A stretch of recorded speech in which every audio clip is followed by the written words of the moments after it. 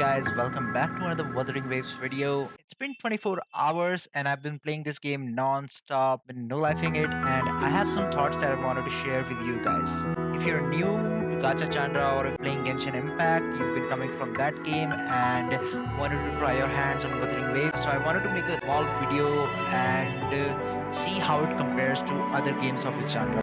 So I've structured this video according to the various aspects of the game. So first we are going to talk about the story, then exploration. After that we are going to be talking about the characters.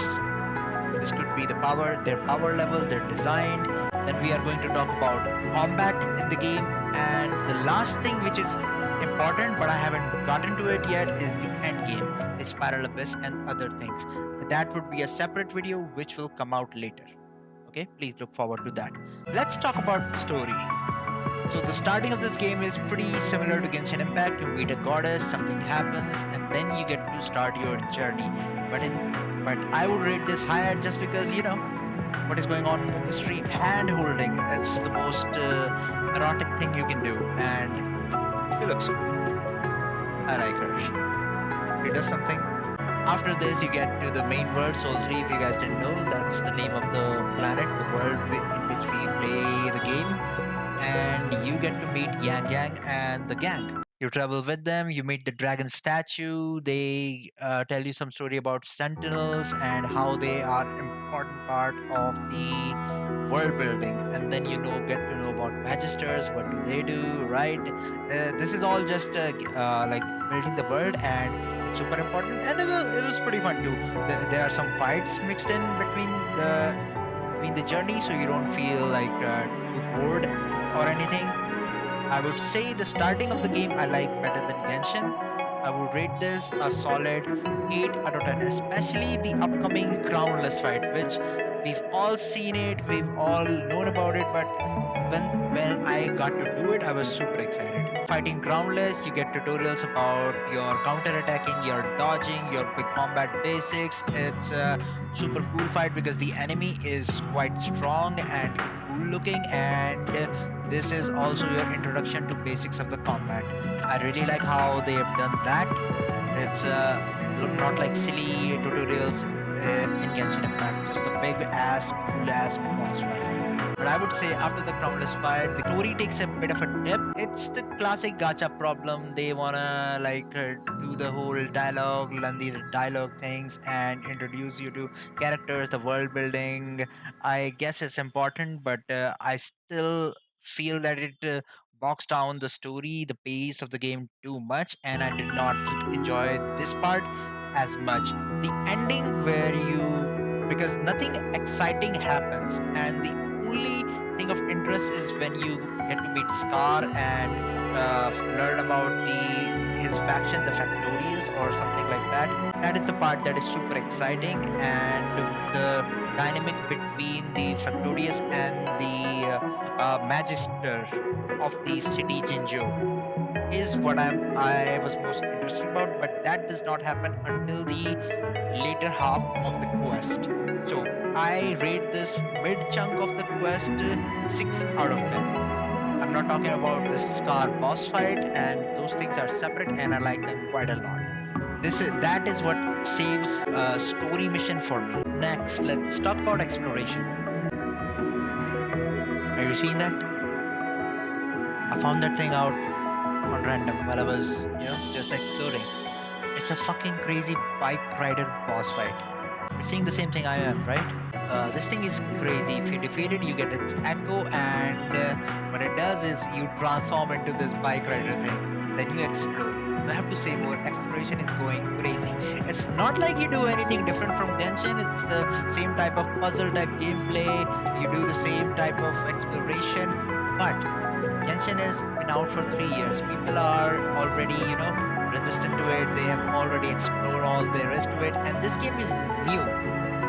The enemies are newer. In Genshin, when you explore, you beat Hilichals, you beat samurais. I've done that. I'm tired of it. But in this game, you find things like monsters that have taken over animals and behave like animals. There are weird things like this bike rider thing, a car that has spider legs, and a traffic signal that goes around like scorpions. It's crazy, and when I see them, I go, "What the fuck?" And then I beat them. I have so much fun. So I'm not saying that marry this game, but if you're tired of Genshin, you explode anything. Just play this game. It's free. If your device supports it, why the fuck not? And I know the exploration will eventually get boring in this game too, but for right now, it's amazing. And it's not like I want this game to last forever.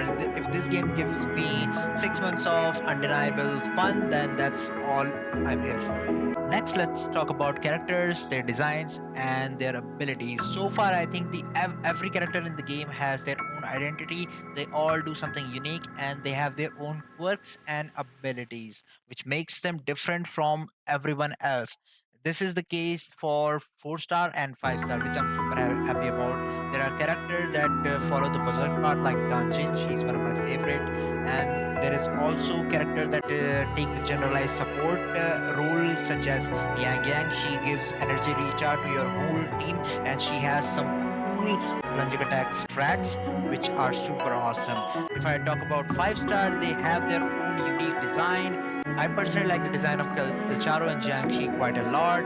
Other notable 4-stars are Tao Chi. She has cool design. I don't know. I didn't get her, so I didn't get to test her. But reading their abilities, it gives me hope that the future characters of this game will be just as exciting and cool looking.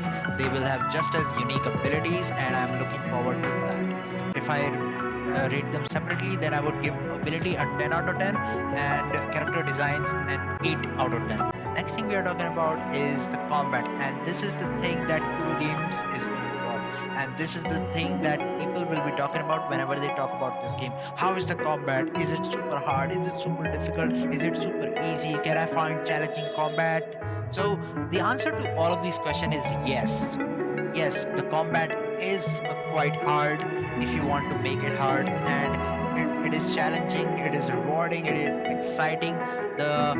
This combat, the dodging and the parry system is top notch, and every fight, like, it's not like you will die or you will lose, but it's gonna feel really bad if you don't dodge and parry the enemies.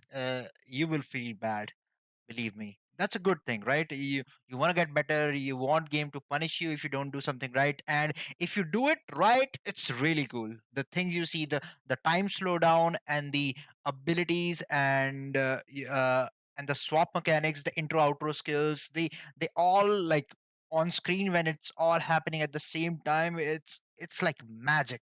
I really love the combat. I cannot state this enough. Like, it's almost 10 out of 10 combat. I don't know how they are going to improve it. I know they can, and they will do it, but for right now, I'm really satisfied.